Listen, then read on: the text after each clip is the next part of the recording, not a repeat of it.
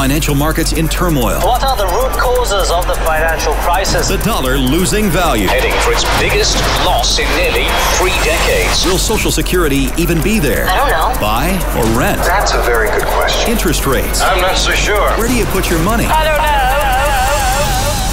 know. Welcome to the show that answers your questions. This is Follow the Money Weekly with your host, economist, and best-selling author. Here's Jerry Robinson. Joining us all around the world. You can find us online at ftmdaily.com, or you can find us on Facebook at facebook.com/ftmdaily. We also have a YouTube page, which I don't talk about too often, but it's youtube.com/ftmdaily. So I encourage you to go out there and see us online, connect with us, and tell your friends and family about this radio show that you listen to every week. Help us spread the word.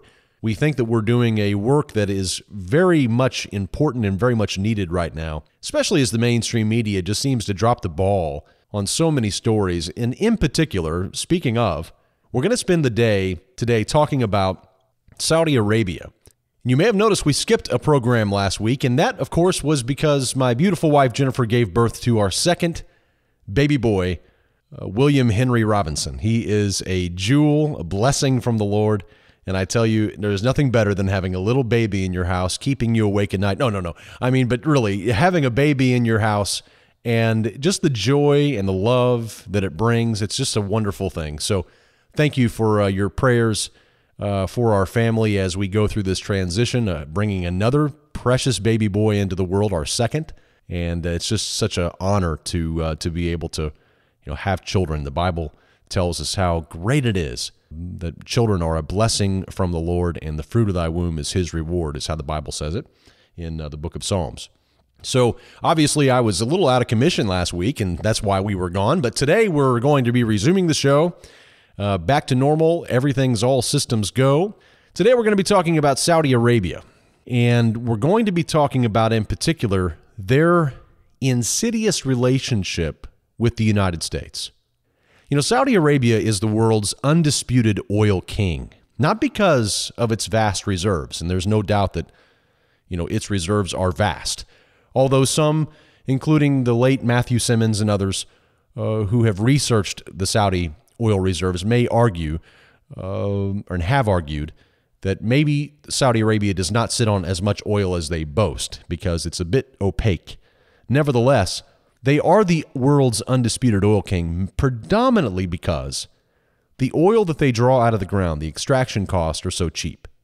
The Saudis pay on order of somewhere around $4 in production per barrel, whereas if you go to a country like Venezuela, you're going to pay much more for that kind of crude to come up out of the ground. It's much more expensive to extract crude from some other countries. But in Saudi Arabia, it just comes up out of the ground. It's very easily accessible.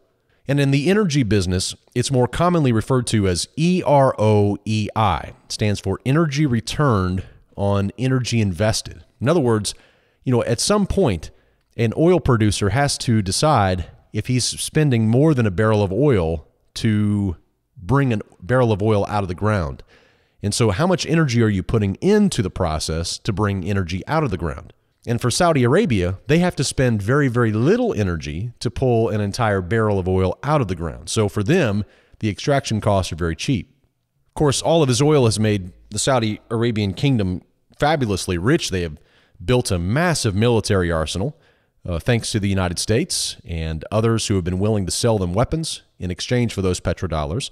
America has sold billions of dollars of our most sophisticated weaponry to the Saudi Arabian kingdom, who is, by the way, one of the most well-known sworn enemies of another ally in the Middle East, according to the U.S., and that is Israel.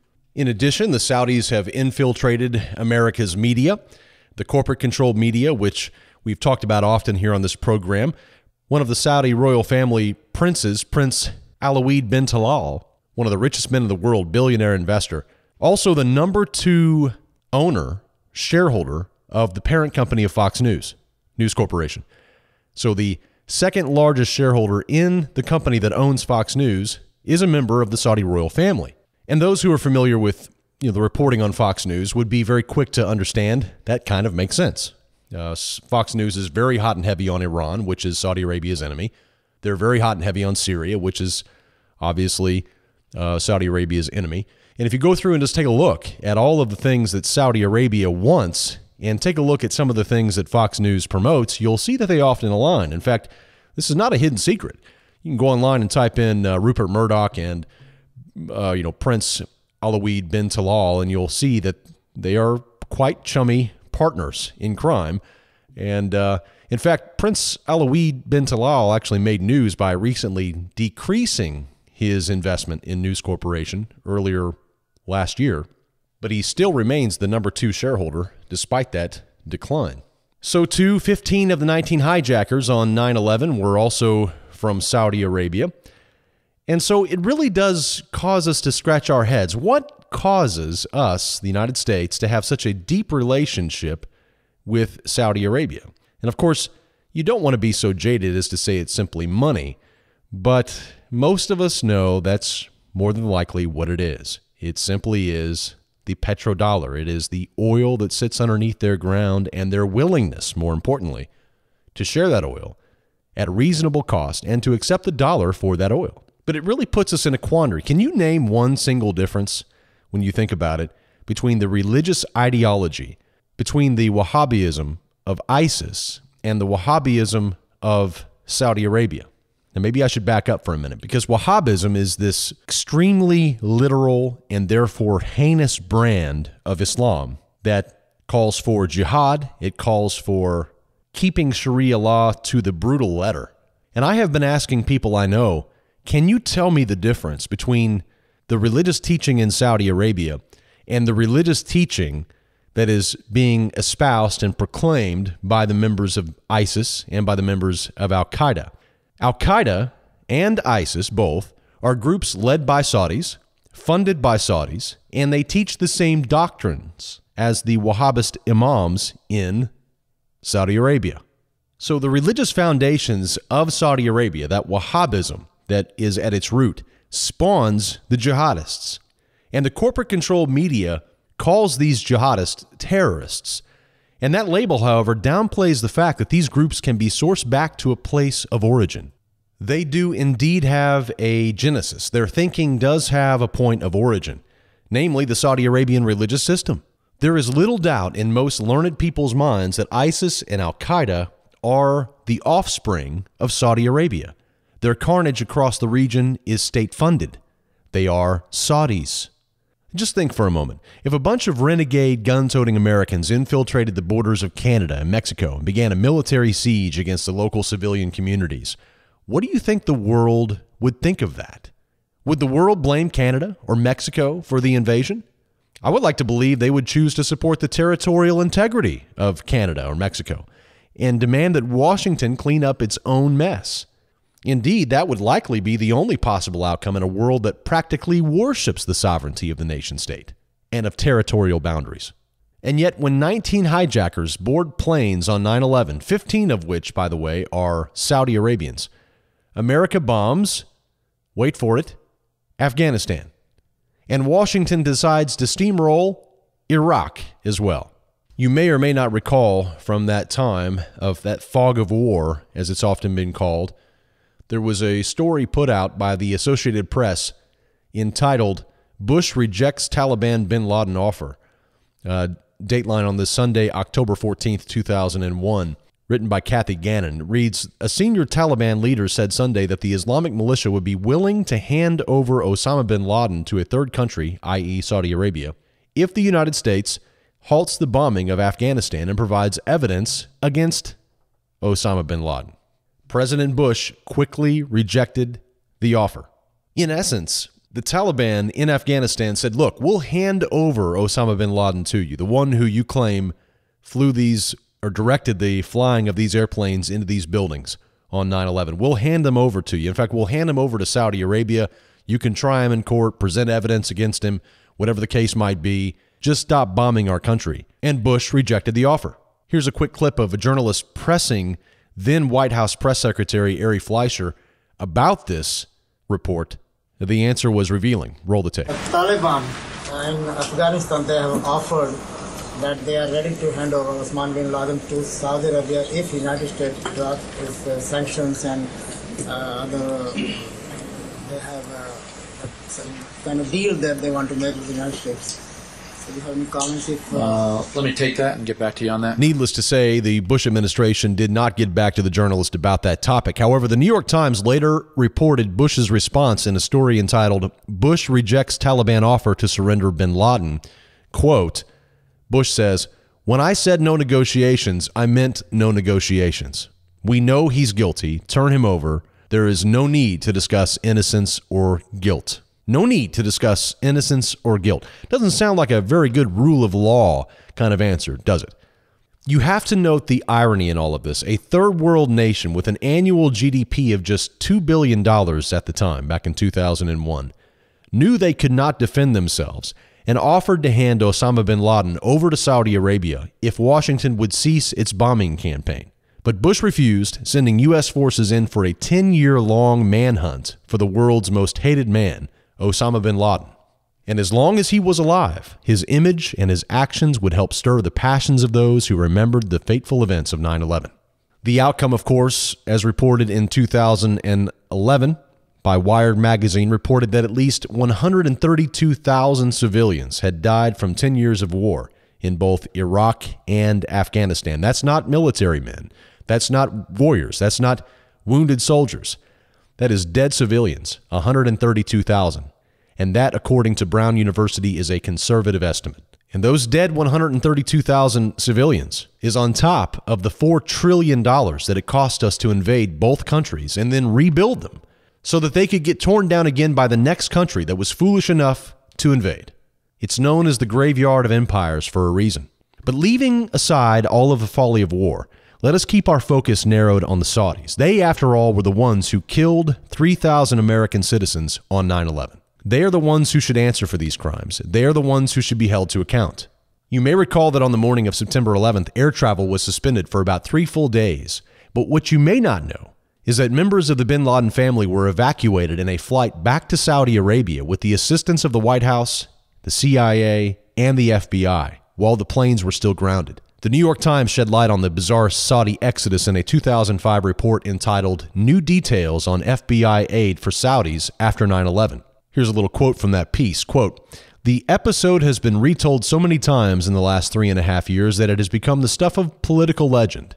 In the frenzied days after September 11th, 2001, while some flights were still grounded, dozens of well-connected Saudis, including relatives of Osama bin Laden, managed to leave the United States on specially chartered flights. Now, newly released government records show previously undisclosed flights from Las Vegas and elsewhere and point to a more active role by the FBI in aiding some of the Saudis in their departure. The FBI gave personal airport escorts to 2 prominent Saudi families who fled the United States, and several other Saudis were allowed to leave the country without first being interviewed," the document showed. Unquote. That's what you call preferential treatment.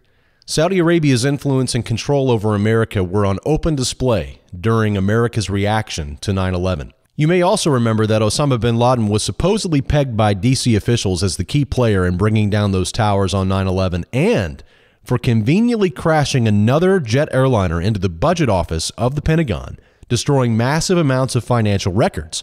Ironically, the day before, September 10th, 2001, then Secretary of Defense Donald Rumsfeld testified before Congress and also gave a speech testifying to the fact that approximately $2.3 trillion had gone missing from the Pentagon's budget. Roll the tape. Pentagon, the day before 9/11, Secretary of Defense Donald Rumsfeld declared war, not on foreign terrorists. The adversary is closer to home.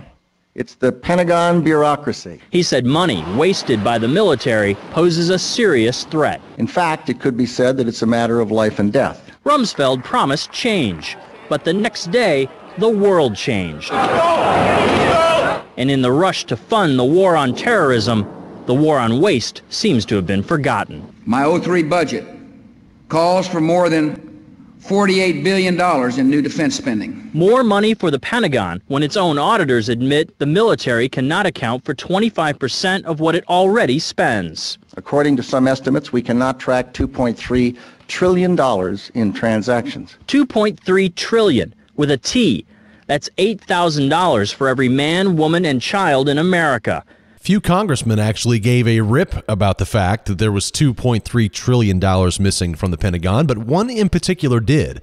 A representative from the state of Georgia, the 4th District, Cynthia McKinney, Congresswoman McKinney, directly confronted Donald Rumsfeld in a congressional hearing and found out how difficult it is to even get a straight answer on such a major question. Roll the tape. There are serious financial management problems at the Pentagon. Fiscal year 1999, $2.3 trillion missing.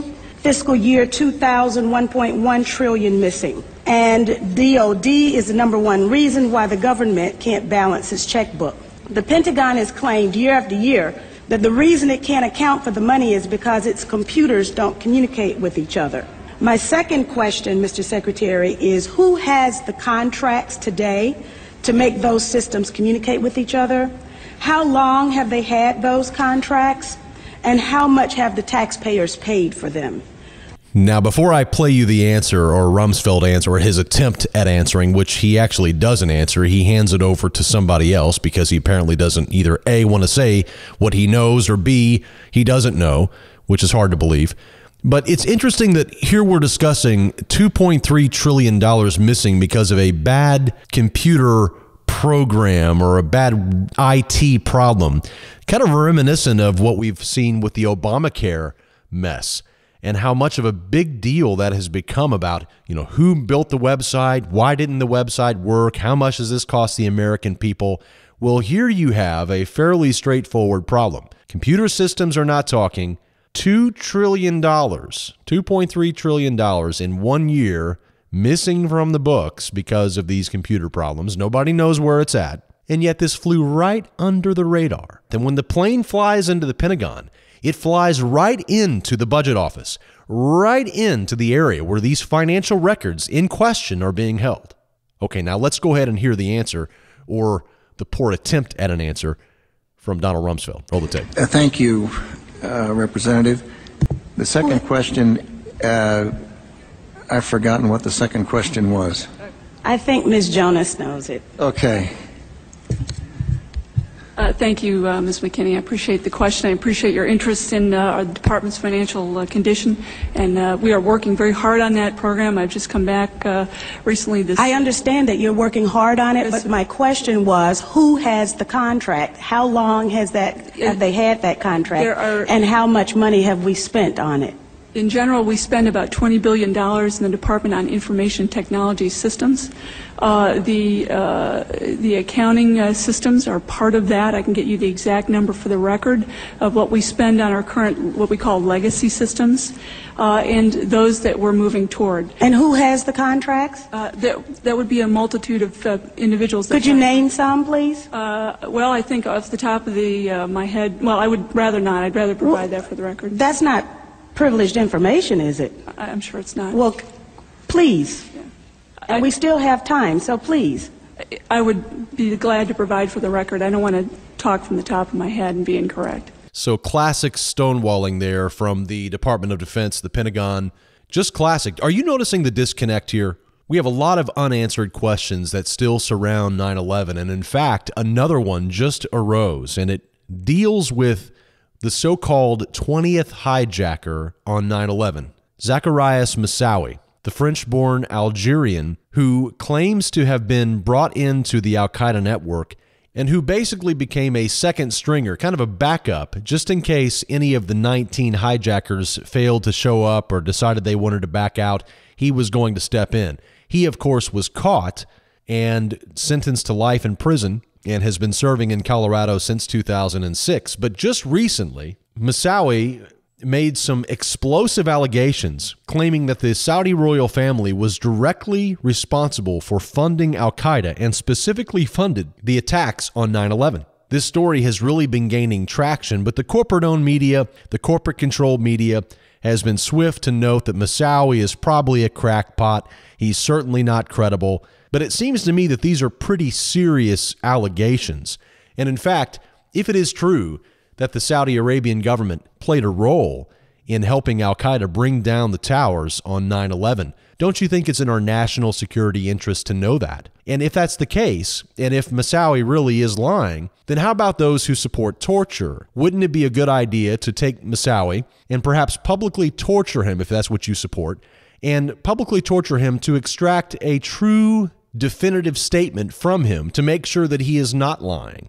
I mean, isn't that what they did to extract the truth that they thought they were going to get the truth by torturing people before during the war on terror? Why not use it now? Why not go ahead and take Moussaoui and publicly torture him and demand that he tell the truth? Is he really telling the truth about Saudi Arabia, or is he just trying to get attention? It seems as if he's telling the truth, that is a very important piece of evidence that our intelligence agencies cannot ignore. So why not torture Moussaoui to get a straight answer? If the Saudis did indeed play a key role, or any role for that matter, in financing the worst terrorist attack on U.S. soil in our nation's history, then I think it's incumbent upon our nation's leaders and our intelligence community to get to the bottom of it and not simply dismiss it as a fanatical or unreliable statement from a delusional person.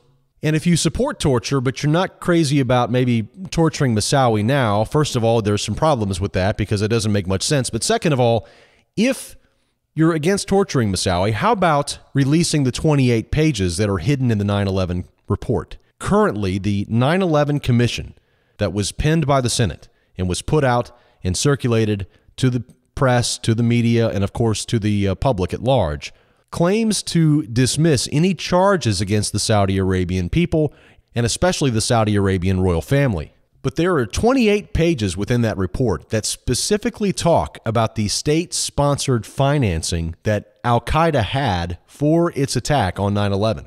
And those pages have been withheld in the name of national security. Those missing 28 pages there's been books written about them. There have been articles put out about them. President Obama has even said that he would release them, or he wants to release them. He has promised 9/11 victims that he will release them. And so why not release them now? That will put Moussaoui to shame. It will basically prove him wrong. Let's release the redacted and classified 28 pages that everyone, by the way, who has read them, points the finger at Saudi Arabia and says they played a role in 9/11. Senator Bob Graham, former senator, who actually wrote a book on the topic, actually helped pen the 9/11 report, was the lead author, and is leading the charge to have these 28 pages revealed to the American public, because he says that these 28 pages completely change everything that you know, or that you think that you know, about the Middle East. But what if it's true? What if we found out that Saudi Arabia did fund 9/11? What if we found out that Saudi Arabia did play a key role in supporting the attacks on 9/11? And by the way, I didn't quite tell you all the information about Moussaoui's claim. Moussaoui's claim is that many of the key royal leaders in Saudi Arabia played a major financing role and strategic role in the 9/11 attacks, including Prince Alawid bin Talal, who I've told you is the second largest owner in Fox News. So these are explosive allegations. But let's just play the game. What if we found out that Saudi Arabia funded 9/11? Would America support bombing Saudi Arabia with the same fervor that they had in their support for blowing up Afghanistan, which was, by the way, one of the poorest nations on the planet in 2001. It had an annual GDP of about $2 billion.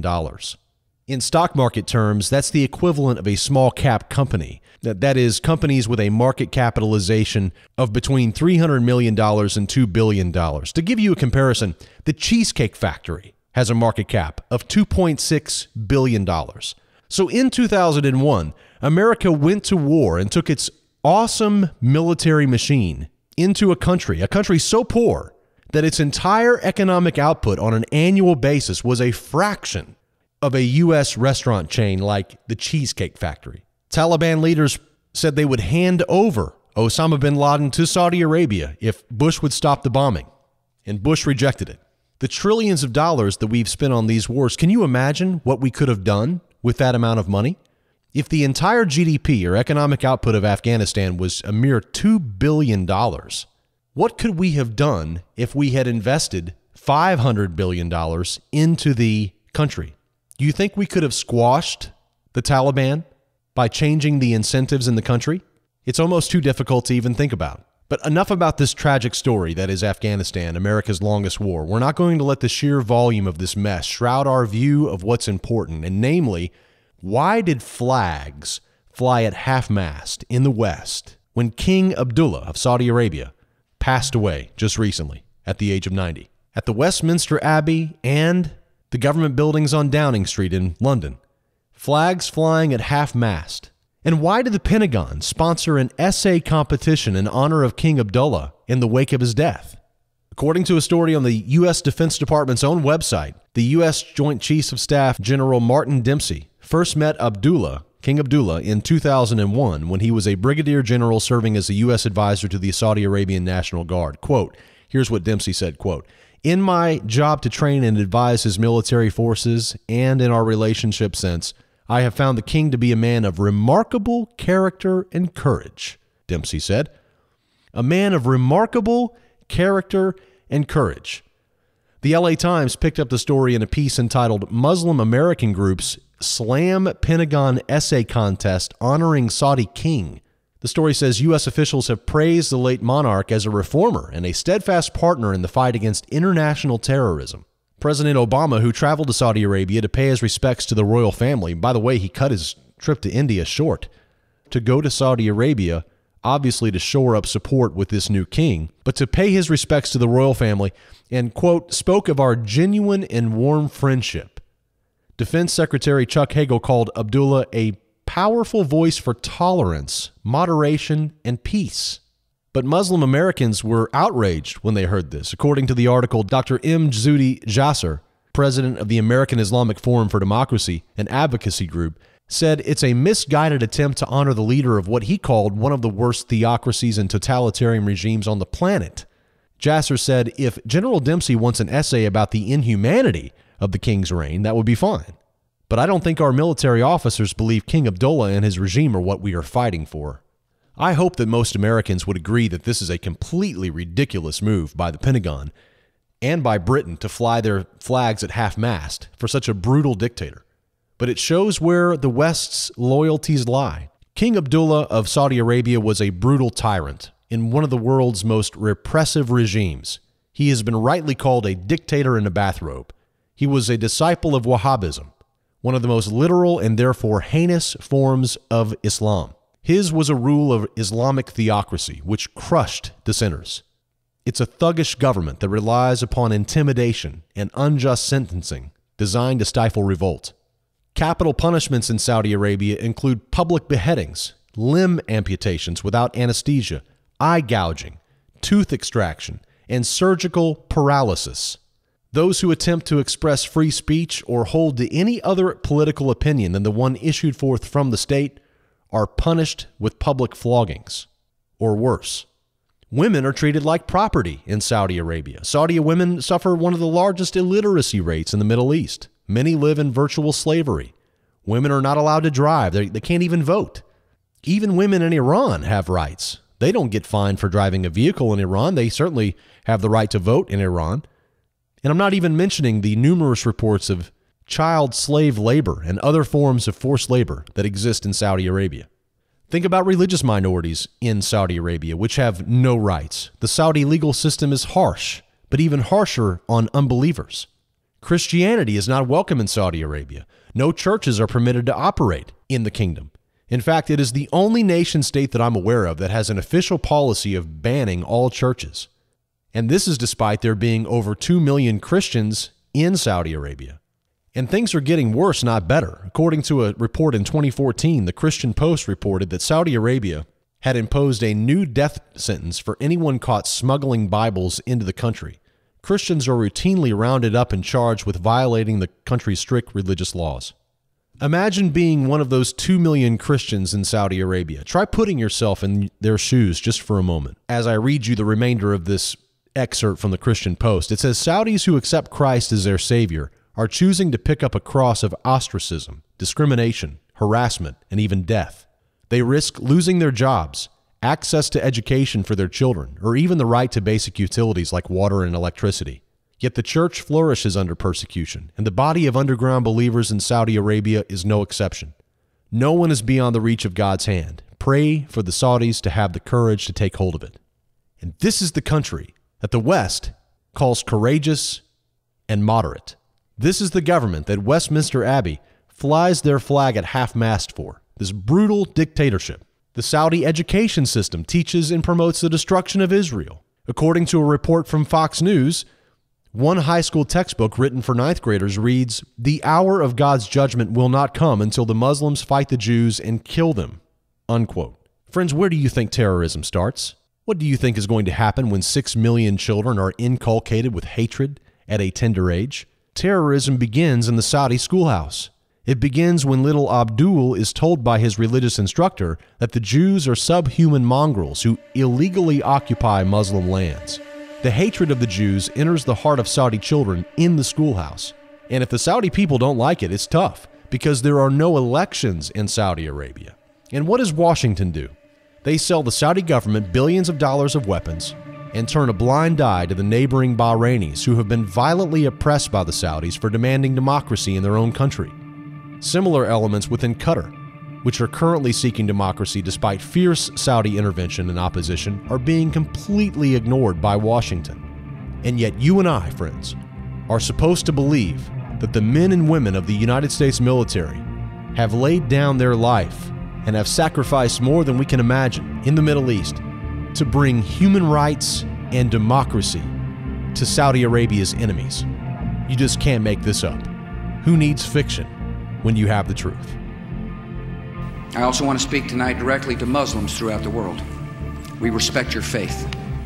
It's practiced freely by many millions of Americans and by millions more in countries that America counts as friends. Its teachings are good and peaceful, and those who commit evil in the name of Allah blaspheme the name of Allah. Terrorists are traitors to their own faith, trying in effect to hijack Islam itself. The enemy of America is not our many Muslim friends. It is not our many Arab friends. Our enemy is a radical network of terrorists and every government that supports them. And Follow the Money returns after this. Are you prepared for the next stock market crash? It's not too late to protect yourself and your family with Jerry Robinson's best-selling book, Bankruptcy of Our Nation. Now in a new audiobook format. Whether you want to listen in the car, at the gym, or on your iPad, we've got you covered. Get the entire 300-page book in audio format for only $24.95. That's over 12 hours of Jerry Robinson's economic wisdom, financial insights, and practical money-making strategies for only $24.95. Inside this new audiobook, you'll learn 21 profitable income streams you can create both now and in retirement, along with unique tips on how to inflation-proof your investment portfolio using our own PACE philosophy and our 5 levels of financial freedom, which is Jerry Robinson's personal blueprint for building true wealth. If your goal is to become a better investor, increase your income, or just understand what is really happening in the global economy, you cannot afford to miss out on the vital information that is jam-packed into this 12-hour audio book. Get instant access to Bankruptcy of Our Nation in audio format right now by going online to www.ftmdaily.com/bankruptcy. That's ftmdaily.com/bankruptcy. Download your copy today and get on the fast track to true wealth and a lifetime of financial security. The stock market can be a scary place, especially when volatility strikes. The best investors know that the only way to avoid losing their nest eggs in the next stock market collapse requires a system. Here at FTM Daily, we have created such a system, known simply as the Market Barometer. Our exclusive stock market indicator system warned investors just prior to the massive stock market crash of 2008, saving them thousands of dollars in potential market losses. Later, it issued a buy signal in 2009, allowing smart investors to get back into the market as prices marched higher. If you have money in the stock market, you need a time-tested system to help you avoid the worst downturns and alert you to the best upturns. The Market Barometer, created by Christian economist Jerry Robinson, is a simple red, yellow, and green light system. Anytime the stock market trend changes, you'll receive a simple alert by email. Now, when you subscribe, you will also receive instant login access to view our alert archives, as well as other special investing resources, including exclusive videos with veteran investor Jerry Robinson. Don't let the next market collapse catch you off guard. Get 1 year of access to our powerful market barometer system for only $49. Get more details and lock in this special low price today at marketbarometer.org. That's www.marketbarometer.org. Follow the Money Weekly presents your precious metals market update. Here's Tom Cloud. Hello, this is Tom Cloud with this week's Precious Metals Market Update. I want to jump right into some events that are going on. First of all, we've got the Baltic Dry Index that came out yesterday, and it's at the lowest figure of all time. This is real big on economic activity of imports and exports all over the world, and 47 of the last 51 days, the Dry Baltic Index has gone down to its lowest point ever, and yet the United States is trying to convince you that the economy is good, unemployment is low, and happy days are here again, which is absolutely the furthest thing from the truth you could find. Another thing that has happened is yesterday in Switzerland, it was announced that the $100 trillion of bonds around the world, that the worth actually is $700 trillion in play, which is 7-to-1. And this is what a derivative is. This is where you leverage up, whether it's gold or bonds or stocks or whatever the item is. But now we're getting back into the exact area we were in 2008, where we're up to 7-to-1 leverage on the bond market worldwide, where 7 times more people think they own bonds than really own them when they actually. So if it's like musical chairs, if you're the last one out, you lose your principal. And of course, the derivative market, we all remember what happened in 2008 when you woke up one day and a stock that was worth $100 per share a day before was worth 67, and you said, where'd the 33% go? It just went in, it was a mirage. It wasn't real. It's a piece of paper. What changed? Did the company get worse? No, the company didn't get worse, but you, the investor, perceived that things were worse, which they were, and you dropped the market 33% in a very short period of time. And we're headed right back into that same situation. I also want to mention that the central banks here, all this QE you've been hearing about over the last few weeks in the Europe Union, and certainly in the United States for the previous 2 years to this year, they're now monetizing this debt 100%. In other words, it's just being created as a paper entry with absolutely no collateral, nothing to back it. 100% of all the debt in the world is now being monetized in Japan, Europe, United States, the industrial, the G8 are all just in monetizing their debt. And we all know this can't go on. But meanwhile, we're seeing these countries that have a falling currency like we see in Greece, we see also in England, France, and even in Germany, that they're buying gold. Gold went up 12.8% last year against the euro and is already up 12% this year in the first month and a half of the year. So what they're doing is the same thing we did back in 2012 and before. We were buying gold and getting out of paper currency, and gold was going up in dollars. Now we're seeing gold go up in every other currency except dollars. But whether you believe this or not, this is good news for you. Because if you hold in there when this dollar tops out in the United States, and right now we're around 94.66 as I record this, we're right bumping up against that 95 resistance. And once it does fall, you're going to see gold absolutely explode as money rotates from the stock market and the bond market over to gold. And we have seen the 10-year Treasury go up 26 basis points in a little over a week. So we're starting to see that bond market weakening a little bit. But it needs to. It's been in a 30-year bull market ever since the Jimmy Carter inflationary years. So we're watching that, and now we're seeing the Swiss banks back under attack for privacy laws. The United States and other countries are trying to butt in to their business and tell them they want access to all owners of bank deposits and who owns them and how much. And I don't think it's going to work this time. The other thing that happened last week that is, if you want to think about this, it's actually mind-boggling. President Obama came on and asked for a $4 trillion budget for the fiscal year 2015 that we're already 4 months into. Still don't have a budget. So if we have a $4 trillion budget, we know we always overspend the budget 100% of the time. And they're saying that we're going to have $3.2 trillion of tax revenues, which still leaves us at an $800 billion budget deficit.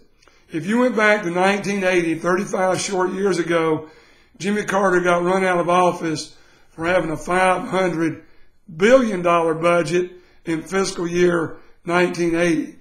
So the size of government in 35 years has gone up 8 times or 800%, and the money supply has gone up double that, 16 times. 16 times for the money supply, money created out of thin air with nothing to back it, and the budget itself up 8 times. There is nothing except gold that has kept up with that. Nothing except gold which has kept up with that. So what you've got to realize now is we're not going to monetize. We're going to monetize debt. We're not going to do anything to change it. We're running the budget straight up, and with nothing in sight to cut budget or budget deficits. So where does that get you now? Is we've talked about the Mystery of the Shemitah, the book by Jonathan Cahn. We've talked about the Jubilee years, the 7-year forgiveness years in the Bible. And not one time of those years since we went off a gold standard, the first Shemitah year was 1973. 73, 80, 87, 94, 2001, 2008, the stock market crashed over 30%. And I can't tell you if he's going to do it again, but I wouldn't bet against God. He's still talking, and we're still not listening in many areas of finances in our life. And all I can tell you is I don't care what gold is. I don't care if it goes down a little bit. I could care less. It's the only thing that's it has throughout 6,000 years recorded history been money. It's the only thing that will in the future. There's no counterclaim against it. It's yours. You own it. It goes up a fraction of what the money supply goes up in creation every year. A little bit more gold comes out, less than 1.5% of value. And you've already had a good taste from 2000 to 2012 when gold went from $256 up to over $1,700 per ounce. And now it's down in the 1200s, high 1200s, and we think it's getting ready to make another big run this year as this stock market money will rotate out, bond market will rotate out, and part of it back into gold. So right now is a perfect time to be buying gold. I don't want to spend a lot of time today going over the prices and the technical thing. Gold is in a bull market. Many money timers have come out and given that. And I want to close this session by saying yesterday, I'm recording this one day later than usual. I had a large money manager from Texas fly in about 3 hours of my time. And he had about 65, 70 questions we went through. And he's getting ready to move 15% of his clients' money into gold. Some of it physical, some of it different securities, but different ways. And the point is, this has been going on with me for 3 months. Now, there's 75, 80,000 money managers out there in America alone. And all of a sudden, I'm getting calls, asking me questions about getting in, what it costs, what does it cost to get out, where can I store it, what kind of gold should I own, what do you think of ETFs, what do you think of junior minor stocks? And I answer all these questions in a consulting capacity, and just tell people exactly what I think, because that's what I'm here for, in my opinion. That's the reason God put me here, was for this job. And I take it very, very, very seriously. As any of you that know me know, it is something I'm very into and want to help people in any way that I can. So all I can tell you is, money manager in there, if your money manager is not doing it, you better either find one that can or peel out some of the money and get it into gold. We're happy to answer your questions. So with that, if you need to talk to me or Dan or Kathleen here in the office, we can be reached at 800-247-2812. That's 800-247-2812. If you're not getting our email blast, you can sign up for those at ftmdaily.com, and we don't sell your emails to anybody. They're completely confidential. We won't contact you except through the email blast we send out, and anytime you don't like it, you can unsubscribe. You can also go to cloudhardassets.com and sign up and just let us know that you heard about us on FTM, and you'll be grandfathered in for free shipping and insurance forever if you get signed in and do an order. So hopefully we'll continue to bring you update each week with these sessions of the Precious Metals Market Update. Hey friends, this is Jerry Robinson from Follow the Money Weekly. Recently, we have been receiving many emails from our listeners commenting on the great help they're getting from our precious metals expert, Tom Cloud. Gold and silver are excellent hedges against the growing threat of coming U.S. inflation. Who's your gold guy? Make it Tom Cloud. With over 30 years experience with precious metals, Tom will answer all of your questions. Don't buy your gold and silver through some call center and pay inflated prices. Call my good friend Tom Cloud and speak directly with him and get all of your questions answered. For a limited time, Tom is offering free shipping and insurance on every gold and silver purchase made by our listeners. Call 800-247-2812. And when you do, tell him that Jerry Robinson from Follow the Money Weekly sent you, and he'll throw in that free shipping and insurance on your entire order. Call your gold guy, Tom Cloud, right now for the very best deals on gold and silver coins. 800-247-2812. That is 800-247-2812.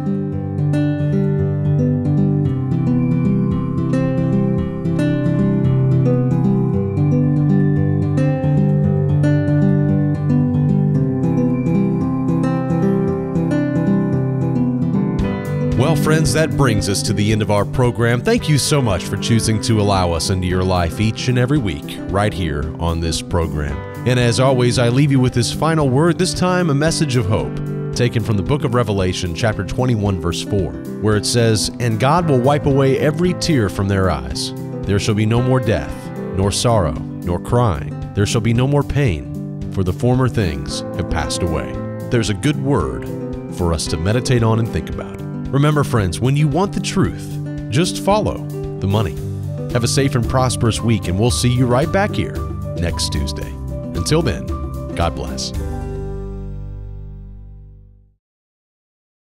All of the information contained on the Follow the Money podcast is strictly for informational and educational purposes. It should not be construed as specific investment advice. The views and opinions of our guests and sponsors, including Tom Cloud and Thomas Cloud Jr., are their own and do not necessarily represent the views of FTMDaily.com or Robinson Media Group, LLC. Thomas Cloud Jr. owns 11-2 Fund Management Incorporated, a registered investment advisor. Jerry Robinson does hold an insurance license and at times may offer consulting on life insurance and fixed retirement income products. Follow-up, individualized responses to email or phone requests that involve the rendering of personalized investment advice for compensation will not be made absent compliance with state investment advisor registration requirements or an applicable exemption or exclusion and applicable insurance regulations. Past performance is not indicative of future results. You should be aware of the real risk of loss in following any strategy or investment discussed on the podcast. Remember, never do your financial planning through podcast or radio. It's your money. Be wise. Do your due diligence and